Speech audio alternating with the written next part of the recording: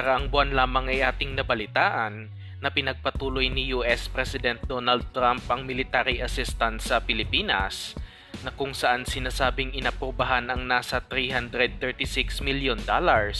o nasa 19 billion pesos na budget para sa ating hukbong sandatahan bilang tulong na rin para sa ating AFP modernization program. Maraming mga defense equipment ang ino-offer ng Amerika para sa ating bansa, tulad na lang ng kanilang ino-offer para sa ating Philippine Army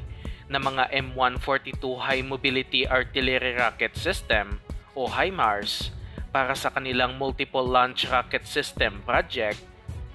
mga National Advanced Surface-to-Air Missile System o NASAMS para naman sa Shore-Based Air Defense System project ng ating Philippine Air Force,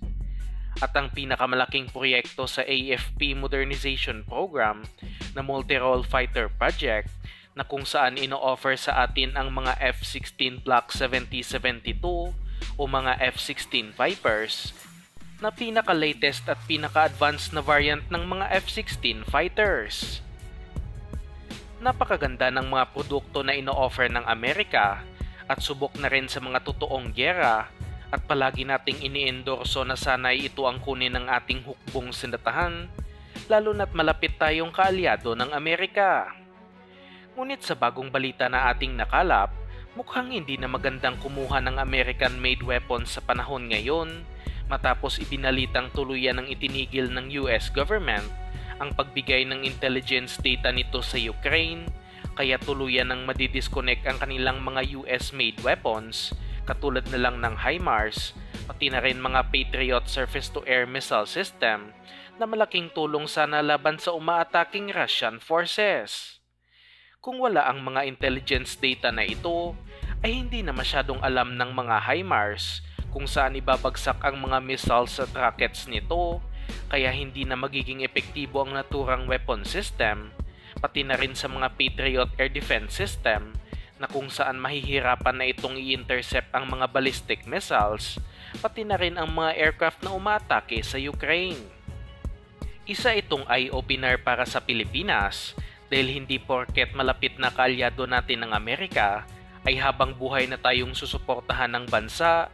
at dapat na maghanap pa ng mas maaasahang supplier ng defense equipment ang ating hukbong sandatahan upang hindi lang tayo umasa sa mga armas na offer ng Amerika. Inuudyok din ng ibang German defense analyst na kansilahin na ng Germany ang nasa 35 order nito na mga F-35 stealth fighters mula sa American defense company na Lockheed Martin na nagkakahalaga ng nasa 10 billion euros dahil na rin sa ginawa na ito ng Amerika sa Ukraine. Gustong-gusto natin ang mga HIMARS na ino-offer ng Amerika, ngunit ang dapat bilhin ng pinasayang competitor nito tulad na lang ng K239 Chunmo Multiple Launch Rocket System na ino-offer ng South Korea para sa ating Philippine Army at sinasabi ring mas murang produkto kumpara sa HIMARS. Nagkakahalaga ng nasa $4 million ang bawat isang launcher ng K239 Chunmo o nasa 228 million pesos na kayang-kaya bilhin ng Pinas, samantalang ang mga HIMARS naman ay sinasabing may export price ng nasa $20 million o nasa lagpas 1.1 billion pesos bawat isa na medyo mabigat na sa bulsa ng ating Philippine Army. Mas marami ding missile at rocket tubes ang mga K239 Chunmo, kaya mas marami itong kayang dalhing mga bala na mas magpapalakas pa ng coastal defense ng bansa laban sa mga nanghihimasok sa ating territorial waters. Ang problema nga lang sa mga Chunmo ay hindi ito kasya sa C-130 Hercules ng Philippine Air Force, hindi katulad sa mga HIMARS, kaya medyo kahirapan ang pag-transfer nito sa iba't ibang isla sa Pinas, lalo na't isa tayong archipelagic country. Handa din namang magpautang ang South Korea para sa mga defense equipment na ito, kaya walang magiging problema sa budget kung tatanggapin ng Pilipinas ang offer na ito ng bansa. Pagdating naman sa mga fighter jets, hindi na tayo umaasa na makakuha ng mga F-16 Vipers dahil na rin sa mga pinaggagawa na ito ng Amerika, at sa aking opinyon lamang ay marami pang mas magandang opsyon lalo na ang mga KF-21 ng South Korea pa din na ino-offer nila para sa ating Philippine Air Force. Mayroong taglay na semi-stealth capabilities ang mga KF-21 at ang ibang components nito ay kaparehas sa F-35, kaya napakagandang opsyon nito para sa ating Air Force kung gugustuhin ng bansa ng state-of-the-art na fighter aircraft na kayang protektahan ng ating airspace.